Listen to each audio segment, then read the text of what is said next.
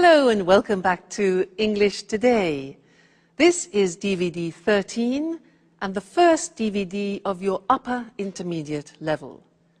And in this DVD, we'll begin with another 3 episodes of our story, That's Life, followed by our special TV programs, which include Everything But the Kitchen Sink, featuring our culinary experts. And then there will be a discussion about India and China. Do they represent a threat or an opportunity? Then, in the grammar section, we'll be studying more about the present perfect and the present perfect continuous tenses. And then we'll learn about the gerund and the infinitive. And we'll also study the first conditional. All right? So, I hope you enjoy yourselves.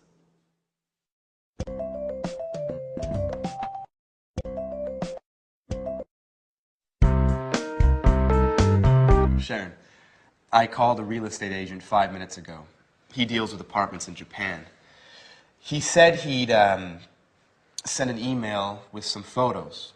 That way we can choose which apartment we like the best. Don't rush me, Peter. You know I haven't decided. I know. We've talked about this a lot. But doesn't the idea of leaving appeal to you? I mean, just think of it. A new country, a new life together, new experiences. You know, I'm really enthusiastic about this opportunity. It's not every day you have a chance like this. Well, I've wanted to make changes in my life for a long time, but these changes seem so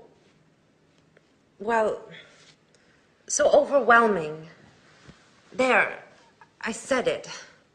I've never been to Asia, and I'm frightened of going there to live. But I told you that Alice has been there. She went to Japan in 1995. She says it's a fascinating country. It's antique and modern at the same time. It's full of interesting traditions and new innovations. I know. I've read a number of books. Last night, I finished reading Japan in the 21st Century. I admit, I'm curious about it all. You see, just remember, you were afraid when we came to London, but you've adjusted well. We've been here a year and a half, and you haven't once complained. I take that back. You complained once last week.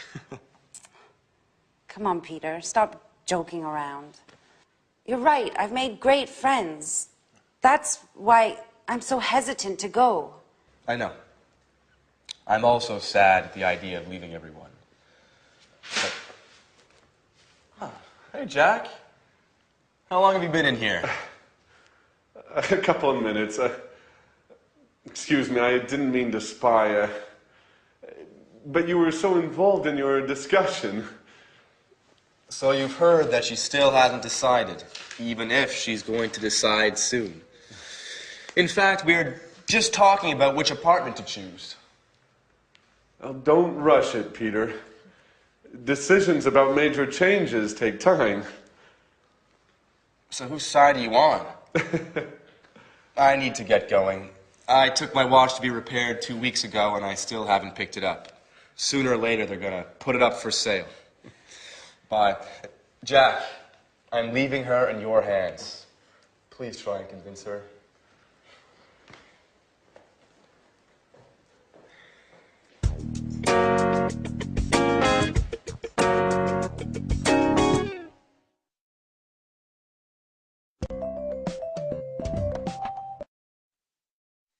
Hello again and welcome back to English Today, your live TV program where you can learn the English language. That last episode, I'm sure Jack can manage to convince Sharon to go to Japan. What do you think? We will see how that evolves. Now let's go back to the present perfect. Remember that we have learned so far that we use the present perfect with genie, just, ever, already, never, and yet. Well, I want to give you 2 more acronyms to help you understand when you use the present perfect. And the first one is this: flot. Now, you see at the top we have for. For is a time word.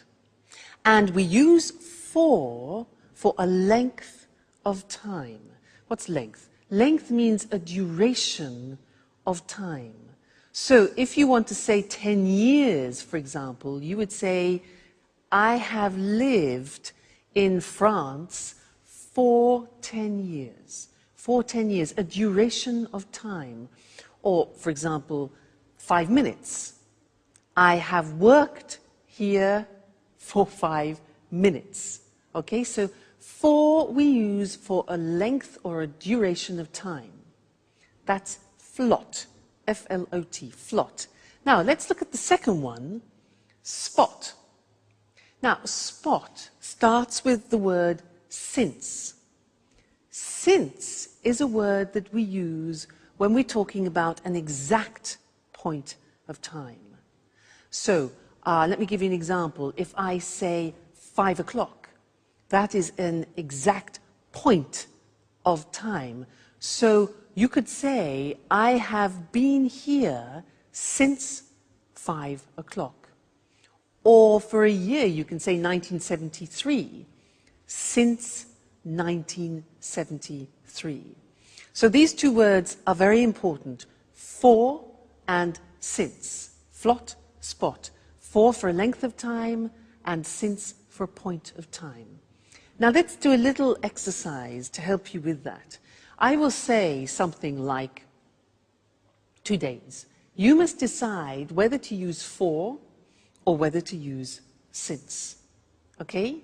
So, 2 days. Is it a length of time or a point in time?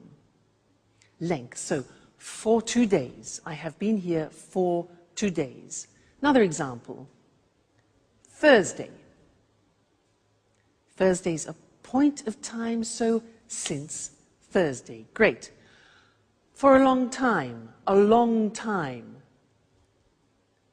Exactly, that is a duration, it's a length, so it's for. I gave you the answer. Another one. December. Good, it's a point, so since December. Very good. This one. Weeks. Very good. 4 weeks. Okay, fine. Let's think of another one. 2001. Okay, that's a point of time, so since 2001. Those are some examples. Let's go to the screen now, and I'll show them to you in a written form. That way you can memorize them and fix them, okay? So, flot and spot. There we have it.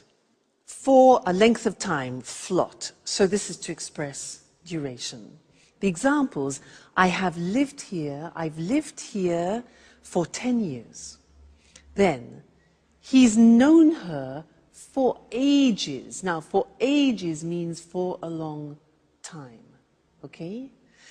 Then we had spot, which is since, and we use it for a point of time. The examples, she's worked there since the 7th of June. Point of time, that's a date. And they've been here since 1978, a year. Okay, so flot and spot. Now, the interesting thing is that when we ask questions about that, we use the word how long. For example, how long have you been here? And we use the present perfect. Look at the screen. We say, how long have you lived in Cambridge? And the answer would be, I've lived in Cambridge for 10 years or since 2001. You see? Now, remember that how long is different to how many times. How many times is 1, 2, 3, 4, 5. How long is a period of time? Okay? Another example. How long has he worked there? Answers. He's worked there for 10 years, or he's worked there since 1973. All right? Now, just look at the examples we practiced. We have for 2 days, for ages, 4 weeks, for a long time, duration, then since Friday, since 5 o'clock, since 2001, since I was young, and since December. Great. Okay, so there we have it. We have genie, just, ever, already, never, yet. We have flot and spot, which is for and since. This is when we use the present perfect. Great. Now, let's go back and see if Jack has managed to convince Sharon to go to Japan. Okay? Bye.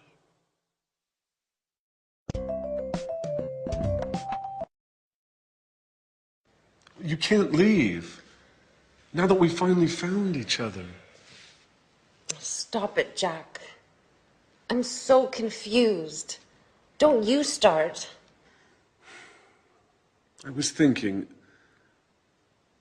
you'll be all alone in a foreign country. You won't know anyone. Peter will be at rehearsals all day. At least here you have us. I will always be here for you. Yes, I know that. Oh, and did you know that women can't go out alone in Japan? Jack, that only happens in the Middle East. Stop it now. The truth is, I love new experiences. Remember when I moved to London 2 years ago? I've loved every minute of it. But that's not what you told Peter. I said it on purpose. You know I want him to slow down. I heard what you said 5 minutes ago. You were sincere. You weren't joking. You misunderstood, Jack. I'm not afraid of leaving. I've lived in a lot of different places in my life. I've done a lot of things. I've worked as a babysitter, as a tour guide, as a waitress. I'm sure I'll find something in Japan. I know you all too well, Sharon. You haven't ever really enjoyed any of those jobs. You still haven't found what you want to do in life. Stop it, Jack. I'm glad you promised Peter to convince me to go. I didn't promise him anything. So, what have you decided? Are you going to move? I don't know. I think I will. Yes. I'm going to move.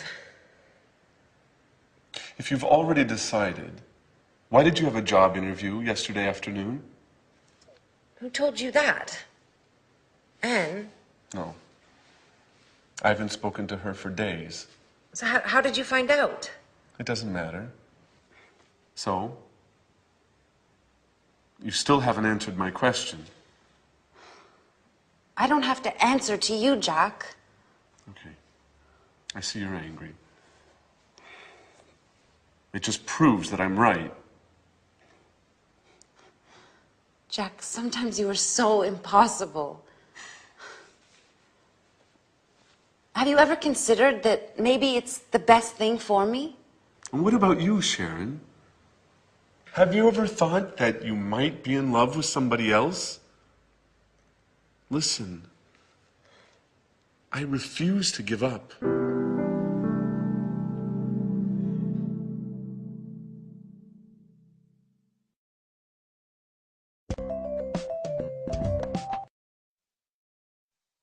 Love is difficult, isn't it? I know something about that. But so is the simple past and the present perfect. And in fact, this is an important lesson because one of the most difficult things in the English language is to decide when to use the simple past and when to use the present perfect. I hear a lot of people making mistakes about this. When do we say, I went? And when do we say, I have gone?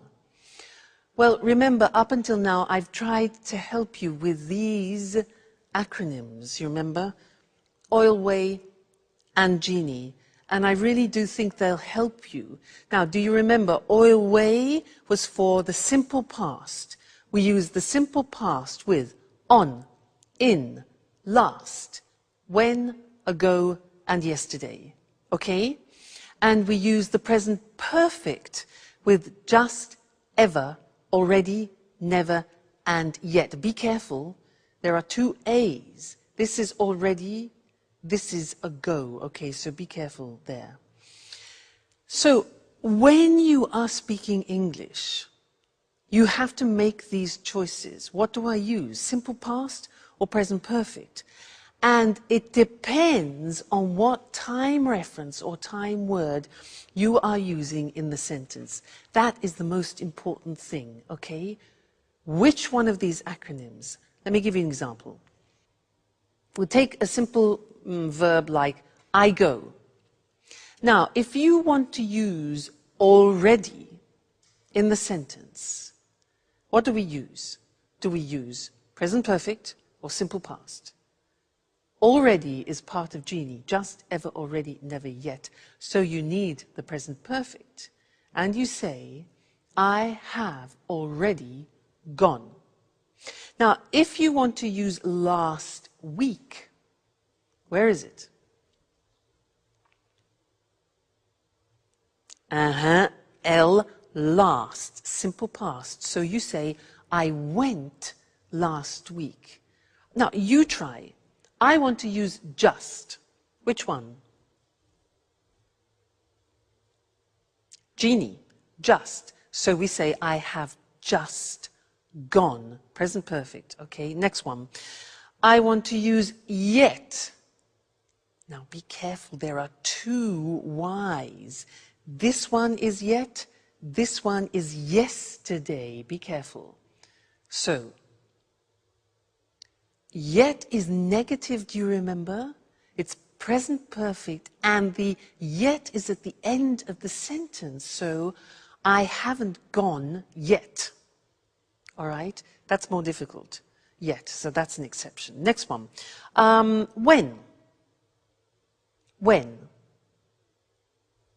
Okay, simple past. For a question, very often, when did you go? Next one. Never.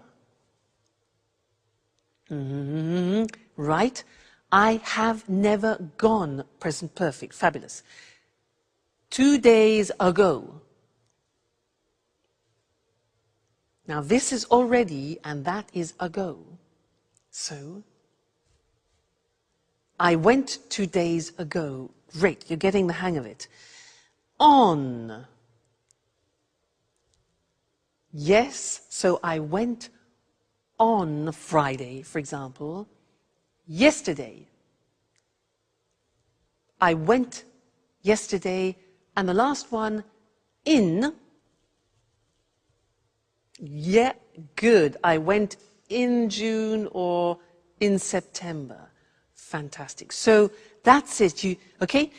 When you are deciding whether to use the simple past or present perfect, think of the time words. And let's look at that on the screen just to remind you once more, because this is difficult.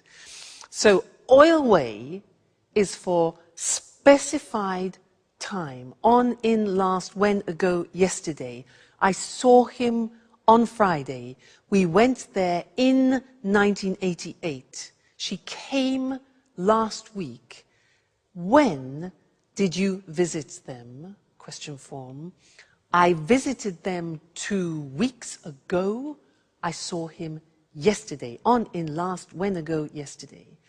Then genie for unspecified time, indefinite time, just, ever, already, never, yet. Examples, I have just seen him. Have you ever been to America? They've already eaten. He's never learnt. And have you met them yet? Okay, yet at the end. So please try and memorize these. Oil way, genie, and think about it when you have to decide between simple past and present perfect. All right? Good luck, and I'll see you again soon. Bye.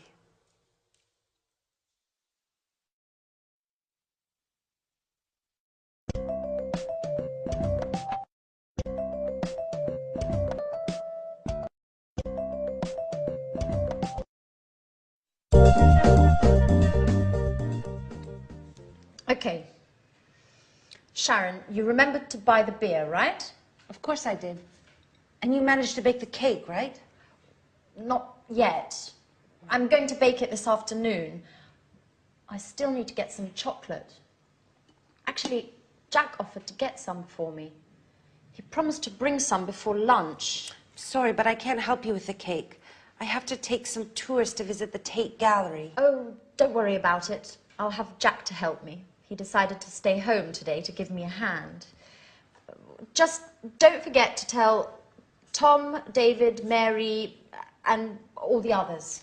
Don't worry, Peter said he'd take care of it. I'm sure he's already got in touch with everybody by phone. Great. Everything is going as planned. Oh, don't forget to buy the present. Don't worry. How about getting an astrology book? She'd love that. Absolutely. She loves reading those kinds of books.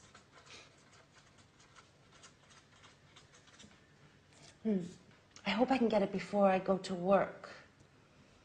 By the way, have you heard anything from Mr. Dubois? Well, he told me he expected to come, but couldn't confirm. Well, you know how it is being so busy and everything. It's hard for him to give a definite answer one way or the other. I imagine being a stage director is difficult. Alice would be so happy if he comes. Yes, she will. Anyway, Mum's the word. If you say anything, it won't be a surprise.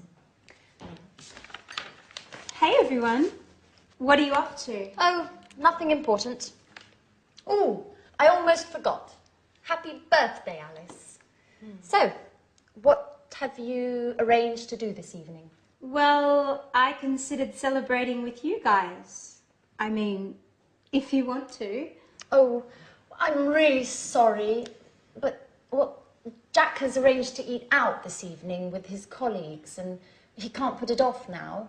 And, well, I agreed to correct some reports. Oh, I see. What about you, Sharon? Oh, I'm terribly sorry, but I agreed to go to the theater with Peter, and he won't be finished rehearsing before midnight. But I thought... Well, I know we promised to have a party, but why don't we postpone it? It's just not possible today. What a shame. I can't stand the thought of being all alone on my birthday.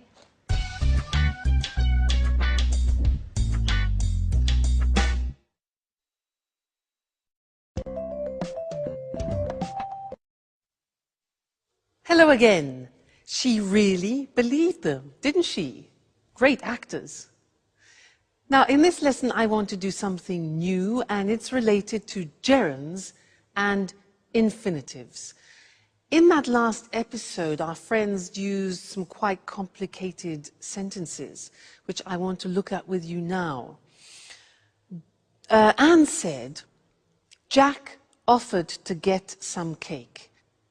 Do you notice that there are two verbs together there? Jack offered to get some cake. Now, offered here is followed by an infinitive. That's one example. The next example is, she said, he promised to bring some before lunchtime. He promised to bring some. Promised is followed by an infinitive, promised to bring. Then Anne says, she loves reading. Loves reading. Now, love is followed by a gerund. Then Sharon says, yes, I imagine being a stage director is difficult. I imagine being. Gerund. So here we have offer, which is followed by an infinitive, promise, followed by an infinitive, love, followed by a gerund, and imagine, followed by a gerund. And you're probably thinking, so how do I learn these? Well, you have to learn them by heart, as we say. Yeah, there's no other choice.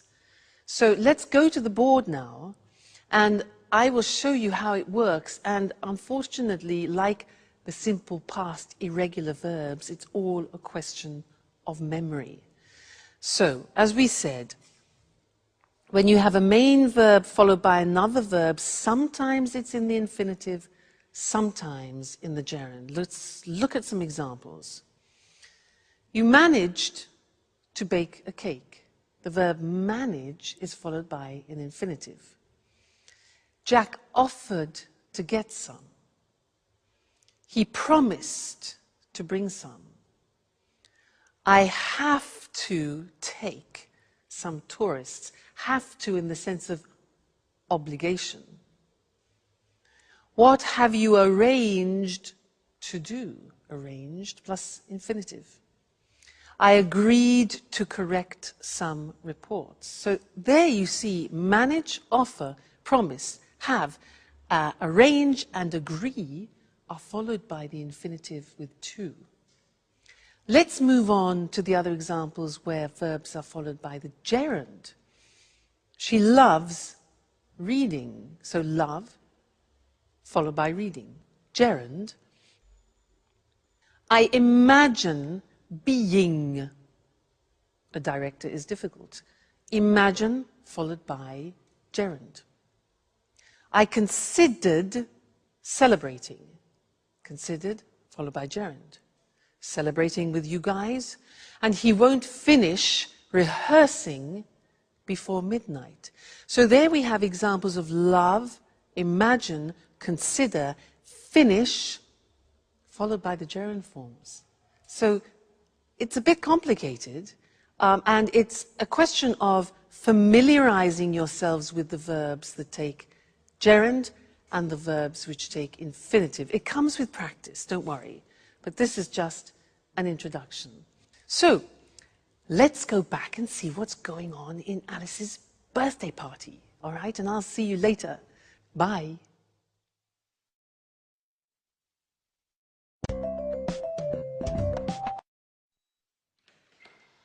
Hey, is anybody home? Oh.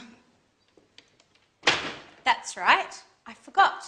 Everyone's busy this evening. What a shame. I resent having to spend my birthday all alone. Hey, what's happening here? Surprise! Happy birthday to you. Happy birthday to you. Happy birthday, dear Alice. Happy birthday to you. Oh, I'm so happy. I didn't expect to find anybody here.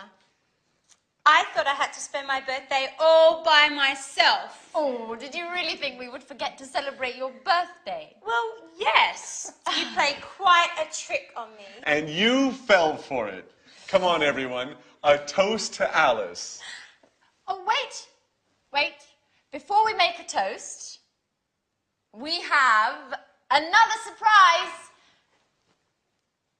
Another surprise! Daddy!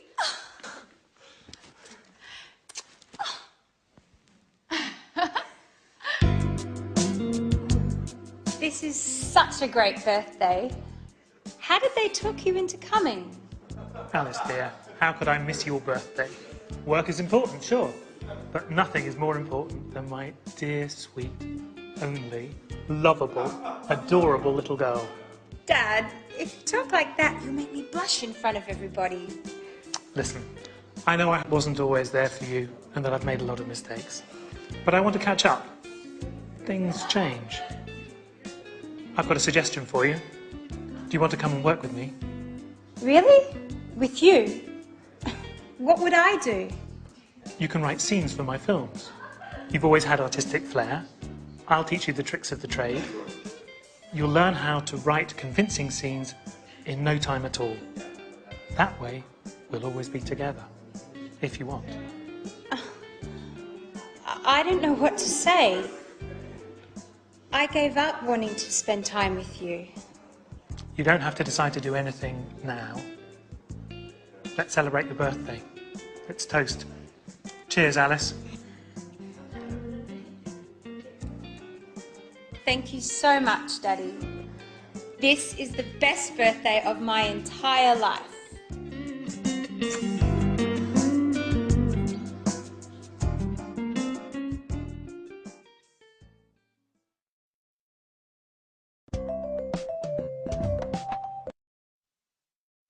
Happy birthday, Alice.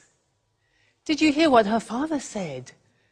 He said, if you work with me, I'll teach you the tricks. Now that's an opportunity, not only for Alice, but also for us, because he used a grammatical form that I want to teach you now. If you work with me, I'll teach you the tricks. And that in English is a conditional form, the first conditional. If I work, if plus the simple present, I will teach, followed by the future will. So to illustrate this a little bit better, I want to talk to you about what is almost a religion in England, making tea. Now, every household in England has one of these, this. Do you know what this is called? It's for water, to heat, to boil water. In English, we call it a kettle. Every English household has a kettle. We have all sorts of different models as well. And I can assure you, if you buy a kettle, you will never regret it. Why? Look at this. It's very light, plastic, and it's very fast. So, if you fill this kettle to about here, it's 1.5 liters. And then, here's the plug. If you plug the kettle in, the water, 1.5 liters, will boil in 3 minutes. Incredible. So, 1.5 liters, if you boil 1.5 liters, then it will be ready in 3 minutes, okay? The other good thing is that if you want to carry the water to another place, look, take it off the element, and it's portable. Now, there's one thing to remember inside. Sometimes it gets a bit dirty. You have a special liquid to clean it. Because if you don't clean it, then it'll change the taste, or it might change the taste of the tea. Okay, so that's important. So, a kettle. If you buy this, I can assure you, you will never regret it. Okay, now, I was using some conditional sentences there, and I want to go to the screen now to look at those more carefully. It was the first conditional, using if, all right? And this is used to describe real possibilities. So, look at this. If you work with me, this is Alice's father, I'll teach you all the tricks. So we have if, then the present tense, and then will and the infinitive, which is probably different to your own language, so be careful about that. The other example, if you use a kettle, you'll make tea faster. So present tense, future with will. If you use a kettle, you'll make tea faster. If you don't clean it, the tea won't taste good. You see the negatives there? If we don't, negative of the present, the tea won't, negative of will, taste good. Now, we can sometimes change the second part. Look at the next example. If her father offers her a job, she might accept it. Now, using might gives the idea of uncertainty, but that's fine to use in the first conditional. The other example, if he accepts the job, yeah? If he accepts the job, he might move, go to Japan. All right, so you can also use might. If you stay with me in English today, you will learn the English language. All right? Great. Well, I'll see you again in the next lesson. Bye.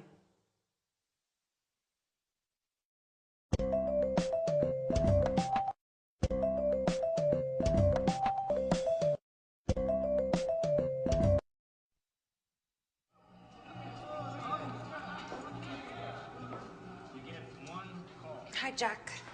Is Anne home? No, she hasn't arrived yet. I've been waiting for her for over an hour. I think she's been shopping.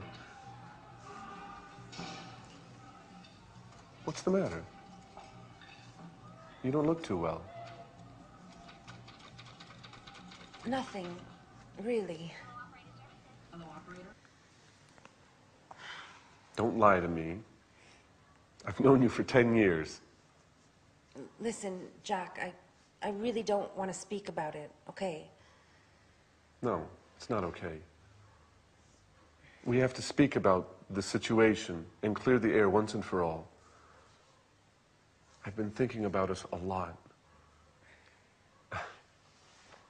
I've been thinking about us so much, I haven't slept well in nights.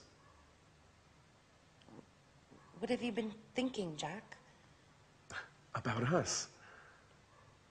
You're leaving for Japan. I've told you before, and I'll tell you again, Sharon, it's crazy. You can't leave now when we know how we feel. Jack, you're repeating yourself. That's right. And I'll continue repeating myself until you accept the truth. We're made for each other. Stop it. You're embarrassing me. Sharon, listen. I haven't stopped loving you. And I know you feel the same about me. That's it. I said stop it and I meant it. Look, you've made me cry. And anyhow, how do our feelings change anything? How do they change anything? They change everything.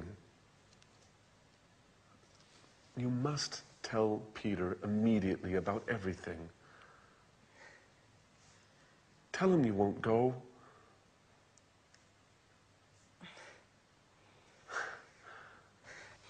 I'm so happy. I knew you felt the same way about me. Hey, is anyone in there? Oh my God, it's Peter. He can't see me like this. Stay calm. Maybe it's time we tell him everything. Is anybody in there? Hello?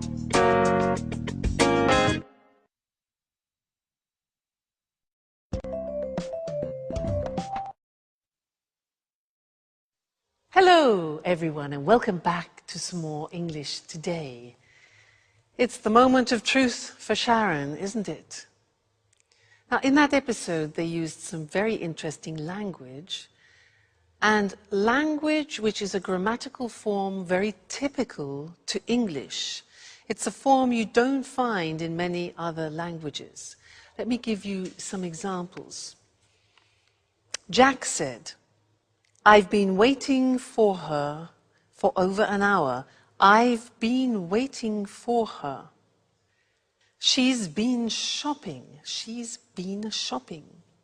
And Jack also said, "I've been thinking a lot about us," remember? She said, "What have you been thinking, Jack?" Now that's the form that I want to look at with you now, because as I said, it's very unusual and particular to the English language. So, London Bridge, the Tower Bridge. Now that's a useful image because in fact, this grammatical form is about bridging two different forms. It's about bridging the present perfect has been or have been with the present continuous form, for example, I am working. Now, you put those together, mix them all up. Ding, bingo, you get the present perfect continuous. You see, the taxi joins the two together. That's great. I'll give you an example. I have been teaching for years. Now, what does that mean? It means that I started it in the past, this action, and I am still continuing it now. So I started in the past, have been, and I'm continuing now the continuous. I have been teaching English for years. Okay, let me give you another example. Yoga. I started yoga 5 years ago. I'm still doing yoga now. So I say, I have been doing yoga for many years. I have been doing yoga for many years. Okay, so that is this interesting mixture of present perfect and the present continuous. Okay? So, I think in order to understand it a little better, we should go to the screen so that you can see it in the written form. I remind you, it's a tense that you find in particular in the English language, not in other languages. So, here we have it. Sharon has been working as a tour guide for many months. So, an action starting in the past, continuing now. He's been working here for 5 years. He's been stands for he has been working here. They've been playing tennis since May. Okay? That's the positive form. Now, the negative form, Peter hasn't been paying attention to Sharon for a number of weeks. That's the negative. That's true. The question form is, how long have you been doing your homework this morning? Have you been doing inversion?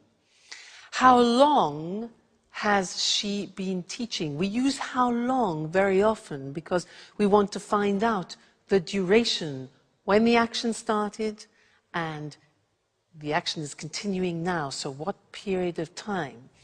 How long have I been teaching? Then the answer would be, I've been teaching for many years.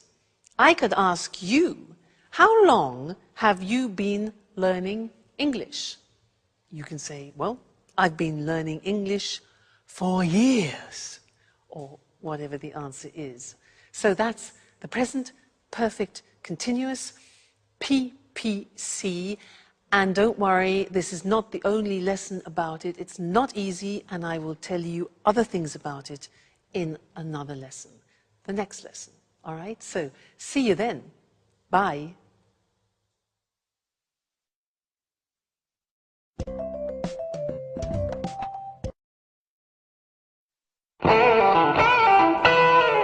Jack? Sharon? What are you doing here? I've been looking for you for half an hour. Hey, what's the matter? You've been crying. Are you going to explain to me what's going on or not? Peter, listen, calm down. I'm not going to calm down. I want answers, and I want them now. What's going on here? That's what I'd like to know. Jack and Sharon have been here for who knows how long, and who knows what they've been doing. Hey, Jack, it's time you tell me what's up. I'm going to get really mad if I don't get some answers. Okay, stop. Stop! You're acting like little children. Come on, Jack. Let's leave Peter and Sharon alone. They need to talk, and we need to go shopping.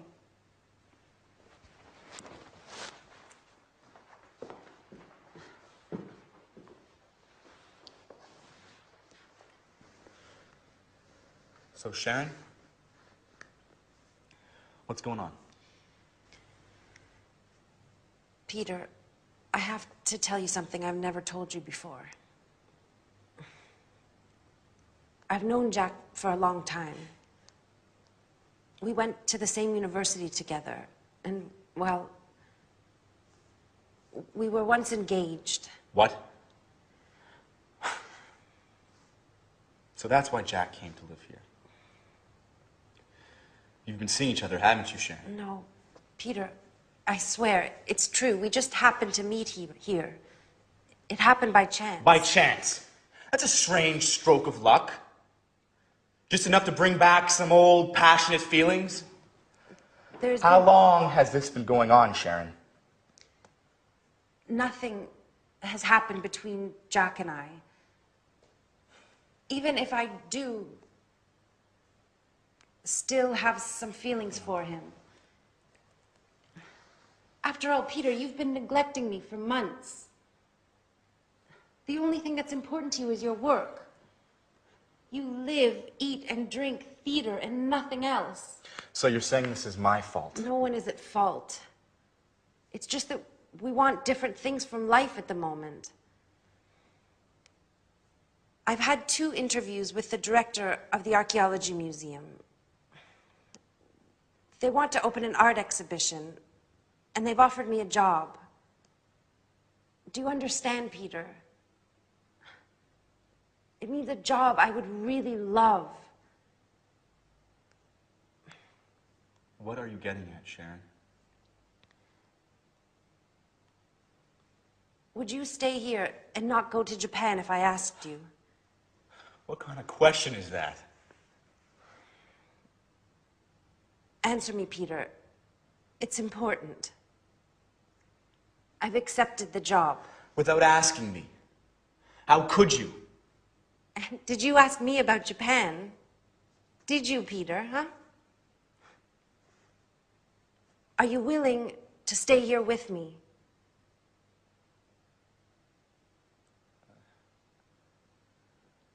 I can't, Sharon. This is my big chance. You see, Peter, I'm right. Nothing is more important to you than your success.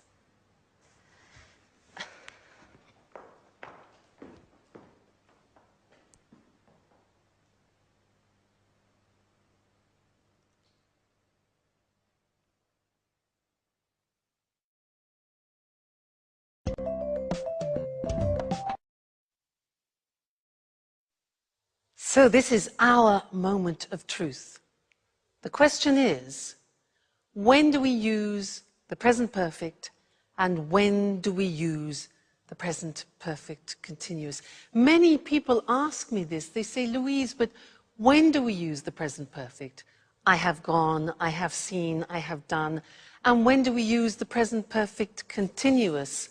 I have been working, I have been learning. Often people confuse the use. And you're right, it's not easy at all. So I'd like to try and help clarify that by these simple things, a revision of what we've already seen. Now, with the present perfect, we use genie. Remember? Just, ever, already, never, and yet. That's important to remember. With those words, we use the present perfect. But with the present perfect continuous, we're using for, since, and how long. Okay, now that is the difference. So if I take a phrase like, I do the exercise, and I want to use the time word already, then you need the present perfect. I have already done the exercise. But if you want to use the concept of since, you can't use the present perfect, you use the present perfect continuous. So, I have been doing the exercise since Friday. Another example would be, for example, just.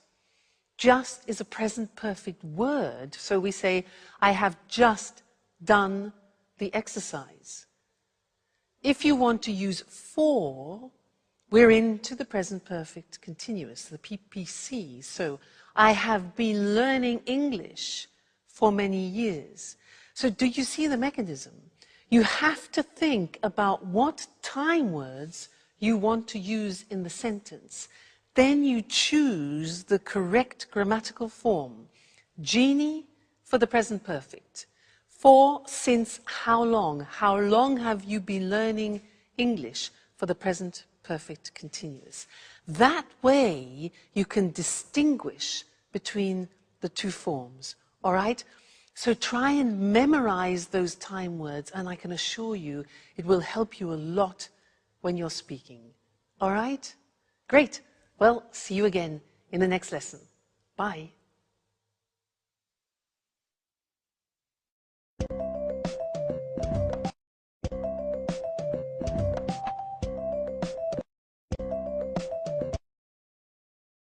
Welcome to Cooking Today. We're delighted to be back in Lisa French's home again. Lisa, we've had so many calls since our last program. I'm glad to hear it. Well, now let's see.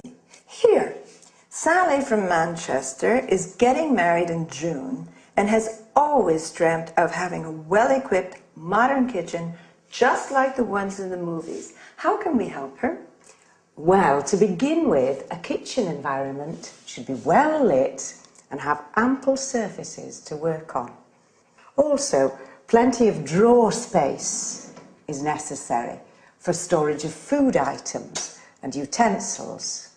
I know what you mean. I have to contend with a small kitchen that has neither light nor enough drawer space. That's why I go out to restaurants. You don't need a king-size kitchen to enjoy cooking in it. What's important is organisation and having things at hand. What are the main appliances newlyweds should have? Well, obviously, a hob, an oven, and a fridge are absolutely essential. Today, many people can't survive without a dishwasher. I'm one of those people. I really hate doing dishes. So do I. Getting back to the subject, I'd like to show our viewers some optional appliances. Although they're not strictly necessary, they often come in handy in large families or when entertaining guests frequently. One is the grill. Another is a deep fryer for large quantities of chips and other tidbits. That's not the appliance for me. I love healthy cooking. In that case, you need a steamer oven like this one. In the US, it's hard to find a kitchen without a microwave. Microwaves are quite useful, especially for busy people. Other appliances, which are also common in the US, are water and ice dispensers, like this one. Well, everybody seems to have a food processor these days. Why is a food processor so useful? Well, a food processor is a great boon since it's a real space and time saver. It has many different functions. It can mince meat, grate cheese and vegetables, make breadcrumbs, pulp tomatoes, fruit, and so on. So what else can you show us? An electric beater like this can be used for whisking eggs, as well as making mayonnaise. Other kitchen aids are scales and measuring utensils. Careful weighing and measuring are fundamental for successful cooking, since recipes are generally in kilos and grams. All right. There are a lot of other things that we could talk about, but unfortunately our time is up. Lisa, once again, it's been great being here. Thank you for your help. You're welcome.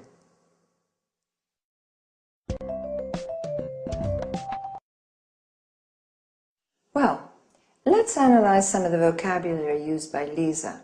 Talking about the appliances for cooking, she spoke about a hob, or U.S. stove, where you cook food. an oven where you roast or bake food, a grill where food is cooked by strong direct heat. As we saw, the following machines can be optional. A deep fryer in which you fry food, a steamer oven where you can cook food in steam rather than water, a microwave where food is cooked by electromagnetic radiation. Then she referred to items where food can be stored, like a fridge, originally refrigerator. The section with frozen food is called a freezer. The section of the fridge which produces cold water and ice is called a water or ice dispenser. Lisa also said drawers are important. You need them to keep utensils, cutlery, and so on. A dishwasher is a machine for washing dishes, cutlery, glasses, and so on.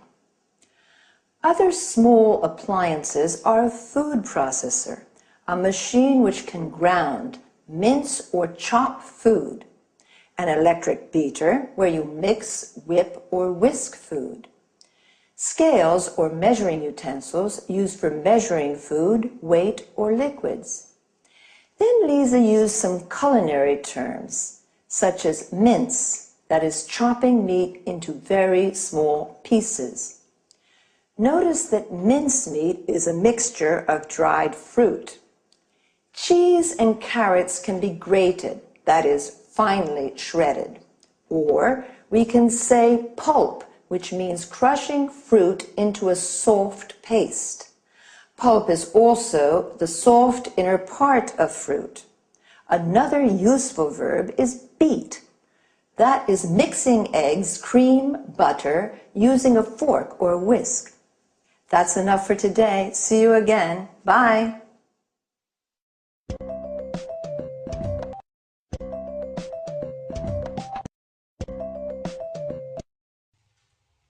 Hello, everyone, and welcome to Let's Talk, the evening discussion show with our two commentators, Tom and Marie. Good evening, everyone. Good evening. Well, let's talk business tonight. Let's talk about some important developments in the global economy. Let's talk about new markets and new commercial opportunities. In particular, I'd like to know what you think about the extraordinary economic growth that's taking place at the moment in some parts of the world. Are you referring to China? Yes, and also to India.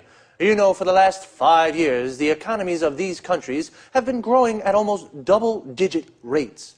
In 2005, the Chinese economy grew by 9.9%, the Indian economy by 8%. Compare this with an average of only 1.3% in Europe's Eurozone. How do you see these developments? Is this enormous economic growth an opportunity or a threat for European producers? Well, I'm rather concerned about it, and I believe that many European industrialists are concerned too. These two Asian giants with their enormous populations are threatening European manufacturing and jobs. The fact is that labor costs are so low in China and India that European manufacturers just can't compete. Sorry, Tom, but I really don't agree with you. I don't see these growing economies as a threat to European producers. I believe that China and India offer new, important markets to European manufacturers. You know, both countries have middle classes that are becoming larger and larger. These people are becoming wealthier and are looking to spend their money on luxury goods made in Europe. So, Maria, according to you, European companies can sell their high-quality goods to middle-class Indians and Chinese. Exactly. In this way, European exports to China and India are predicted to increase. Just a second, Marie. The reality of the situation is rather different. India and China are selling much more to Europe than Europe is selling to them. I accept that's true at the moment. But don't forget, Tom, that cheap Chinese goods have helped to keep inflation low in European countries. And this has helped keep interest rates low too. So, consumers have been able to save money and spend this money on other things. Well, I agree with you that European consumers and industrialists have benefited from trade with China. Of course. What's more, today, more and more European companies are building factories in China or are having their goods produced there. Exactly. That's the problem, Marie. European industrialists are deciding to have their goods produced in these countries because labour costs are lower. If we continue like this, lots of factories in Europe will close and the number of unemployed will rise. Well, I can certainly see that you have different opinions on these issues. I think you're both right. Like most things in life, economic growth in China and India has its good and bad points. It can either offer commercial opportunities to some European producers, but it can also pose a threat to other sectors of European manufacturing. Okay, let's say goodbye to Tom and Marie. Goodbye. Goodbye. Goodbye to everyone, and see you again for another appointment of Let's Talk. So, we've just spoken about developments in the global economy. The global economy is the economic system of the world. An important development is the economic growth in China and India. Economic growth is the development of an economy. The Indian economy grows by 8%. Notice the use of by. The Chinese economy grew by 9.9%. Here, notice also how we say 9.9. Is this economic growth threatening to European producers? A threat is a danger, and the verb to threaten means to put in danger. One opinion is that the economic growth of India and China is threatening European producers. Producers are companies that make products. Another word for producer is manufacturer. Why is it a threat? Because there are low labor costs in India and China. Labor costs are how much a company pays its workers to produce something. The number of unemployed will increase in Europe. This is the number of people without a job. We say someone is unemployed when they don't have a job. Another opinion is that it isn't a threat. Actually, it's creating new commercial opportunities for European manufacturers. New commercial opportunities are new markets for products or the chance to sell more to existing markets. Just quickly, before we run out of time, there are a few useful expressions for discussions I'd like to look at. A polite way of asking someone's opinion is, I'd like to know what you think about. When you strongly disagree with someone, you can say, sorry, but I really don't agree with you, or just a second. But if, on the other hand, you agree, you can say, I accept that's true, or I agree with that. Well, that's all the time we have for this time. See you soon.